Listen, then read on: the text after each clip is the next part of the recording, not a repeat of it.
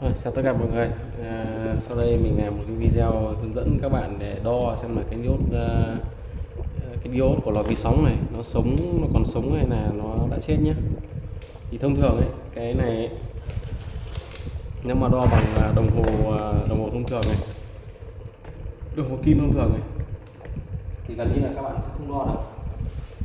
Đấy. Bởi vì là nếu như các bạn không có thang 10k này, các bạn sẽ không đo được, nó phải cần một cái nguồn 9V. Thế còn đo những cái thang 1k này, thì mà các bạn không đo được đây. Ví dụ nhé, thang 1k này mình để alốt này, cathode này không lên này, quay ngược chiều này, quay ngược chiều nó cũng không lên kim này. Đấy, các bạn thấy không? Ví dụ như con diode thông thường như vậy, như con nét này chẳng hạn, mình đo như này nó sẽ phải lên này. Đấy, các bạn thấy nó lên không? Đảo chiều này không lên này. Bây giờ là mình để vào thang 1 này, không lên này, đảo chiều. Đấy, nó lên đúng không? Nên mà nó sáng mỹ này. Đấy. Thì cái thang cả là bây giờ mình đưa về thang đo thông mạch nhé, diode thông thường này. Đấy, thì nó sáng đúng không? Bởi vì ấy, bản chất là nó cấp ra đây một cái điện áp. Đấy, thì cái điện áp ấy nó sẽ đặt lên trên con diode này. Bây giờ mình sẽ kiếm một con diode đây là con diode sung nhé, con diode sung này. Thì bây giờ mình sẽ đo cho các bạn xem này. Anode đây, cathode đây này, cathode là vào cái đỏ này, anode này. Đấy, mình đo là nó thông mạch này, đảo chiều nhá. Bây giờ đảo chiều có đo này, âm này nó không lên này đúng không? Bây giờ mình để về thang nhân 1 này, không lên này, để về thang 1k này, không lên này, đảo chiều có đo này. Đấy, các bạn thấy nó lên không? Đấy, đây là cũng là con diode công suất nhé. Thế nhưng mà riêng cái con diode mà nó vi sóng này thì nó lại khác hoàn toàn với những dòng diode này. Con diode nó vi sóng ấy, bản chất nó là có trong con này nó có khoảng 10 con diode, 10 con diode nhỏ nó gắn nối tiếp nhau.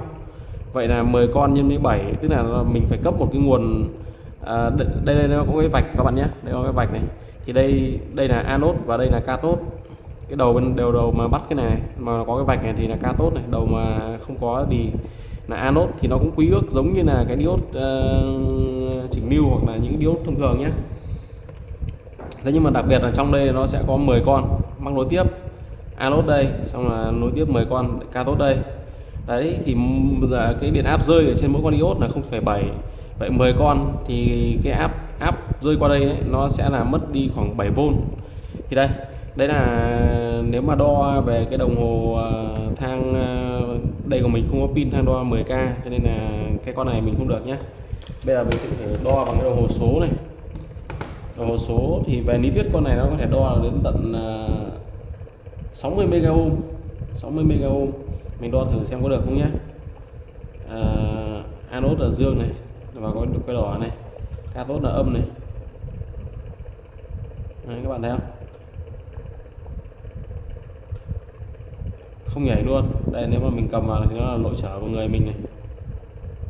Đấy, bỏ ra này, không chạy, vẫn auto thôi nhá. Bây giờ mình đảo cái đo này,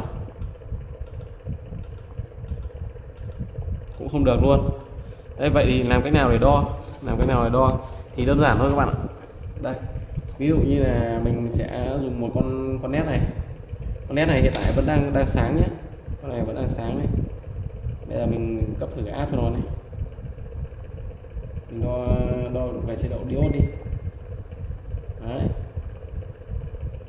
2,6V nó đang sáng này. Đấy, thì bây giờ đấy là mình sẽ dùng một cái nguồn. Cái nguồn này là nguồn 12V này. 12V thì thực tế là bây giờ mình đo thử xem nó được bao nhiêu V nhé. Nó chưa được 12V đâu các bạn. Đây, bây giờ mình sẽ đo cái nguồn này, đầu ra của cái nguồn. Đây, đầu ra của nguồn này.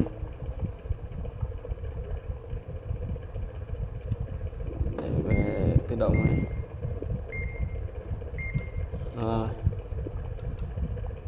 DC 11,07V. Đấy, khoảng 11V. 11V mà trừ đi cái áp rơi ở trên con này là nó đã mất khoảng 7V rồi. Đấy, thì nó còn khoảng 3 hay 4V đấy. Thế thì nó sẽ đủ cái điện áp để cấp cho con nét này để nó sáng. Thì bây giờ mình sẽ khảo sát thử nhé. Đây là anode thì mình sẽ cấp với cực dương này, cắm nó vào cái chân anode này. Đây là đầu ra là cathode này, cathode là nối với dương của con diode này, sau rồi thì mình sẽ nối với cực âm của nguồn. Đấy, các bạn thấy nó led nó sáng chưa? Led nó sáng nhé. Thì bây giờ mình đo này, cái điện áp, mình đo thử cái điện áp ở trên đầu con led này nhé, xem bao nhiêu volt nhé.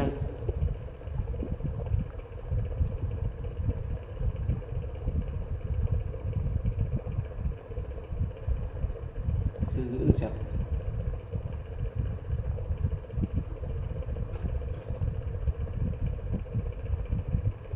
2,7V này các bạn này, 2,7V. Đây, thế mình đo lại cái áp ở nguồn nhé.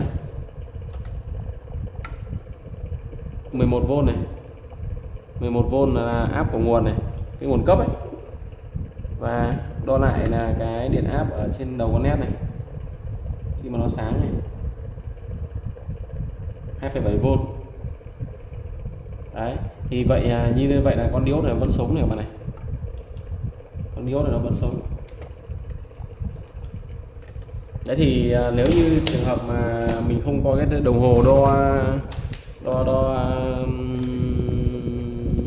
thang nhân 10 thì mình có thể đo như này cũng được. Còn nếu có đồng hồ đo thang nhân 10 thì các bạn sẽ có một chiều nó lên và một chiều nó không lên.